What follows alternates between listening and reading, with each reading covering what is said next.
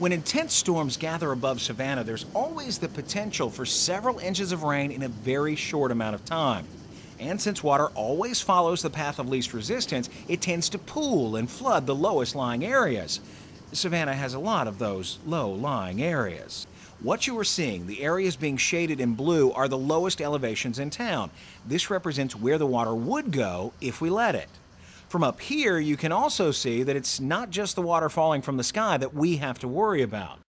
The rivers, streams, and marshlands that surround the city are what attracted many of us to Savannah, but they also put us at the mercy of tidal forces, especially those of us who live in some of these lowest areas. On the east side, the lowland creates what looks like a river, following a path right along the Truman Parkway.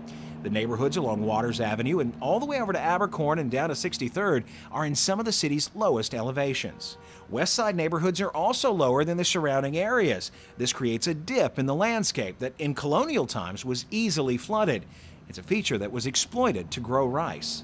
On the south side, the lowest elevations encroach finger-like, reaching out from the rivers and marshlands to grab the neighborhoods far inland. Even with this unfortunate topography, Savannah could still handle most of the heavy rain that comes this way, if that rain were allowed to simply soak into the ground. It can no longer do that because of us. The areas being shaded in red are the places where water can no longer soak into the ground because of our homes, businesses, streets, and parking lots. With this natural drainage method blocked over most of the city, even more water gets pushed into those blue neighborhoods, the lowest elevations. This is why, not so long ago, 7 inches of rain in a single day had devastating effects on our neighborhoods. Look at what Savannah neighbors had to deal with just 10 years ago. Dangerous floodwaters filling not just the streets, but their homes as well. The only way to stop this kind of damage is to convince the water to go somewhere else, to control it. But again, because we live in a city surrounded by water and a vast, almost unbroken plain of asphalt and concrete, keeping heavy rains out of your house takes a tremendous feat of engineering. And as you might expect, that does not come easy or cheap. Homes had to be destroyed to create areas for natural absorption.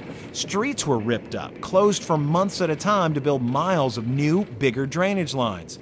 Canals were widened to increase their capacity. Several new detention ponds have been built, and 4 new pump stations now help lift and push massive amounts of stormwater away from our homes.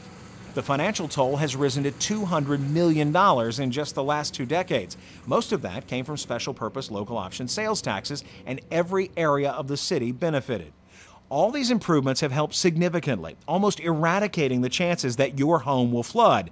But we still hear complaints about water in the streets, mainly in these lowest areas.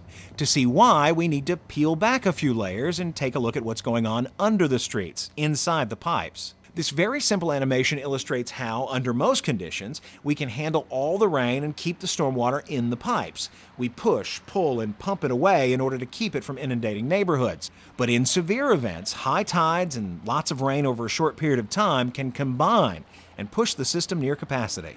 It can happen in any system. If you try to push enough water through all at once, it's going to slow down and back up. In our case, it backs up into the street and we end up with some puddles and pooling until the system catches up and takes the water away. That is the extent of the recurring problems.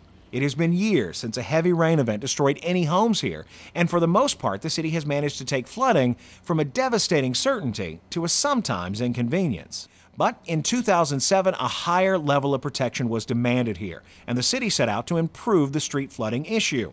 At first, it looked like a quick fix, according to Water Resources and Public Works Director Bob Scanlon. Initially, the first thought was that when we put the cedar box in, we really didn't do any of the capillaries or the pipes coming in from the neighborhoods to the box. So we thought we just need to go back and do that. The cedar box is actually a huge pipe running down Live Oak and Cedar Streets from Victory all the way to Wheaton.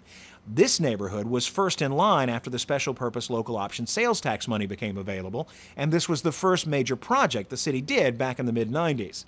Scanlon and his team had planned to simply connect pipes from the flooded streets down to the existing box and push the water away. But remember what I said about this drainage stuff not being easy? Turns out the cedar box is already doing exactly what it was designed to do, and a little more. The cedar box is already at capacity. When we look at the storm of record, that's where the flooding was, right over the box. So we said if we push the water down over here, it's only going to come back up back over here, and so we're going to wind up flooding homes along the cedar box if we put more water in it. So we said, no, we need to look at something different. It's going to be more complicated, a lot more complicated than what we originally thought. As it turned out, every potential quick fix just created more flooding in a different part of the neighborhood. Scanlon quickly realized that they would have to go back to the drawing board and figure out how all the water is moving in this area in order to fix those brief periods of street flooding.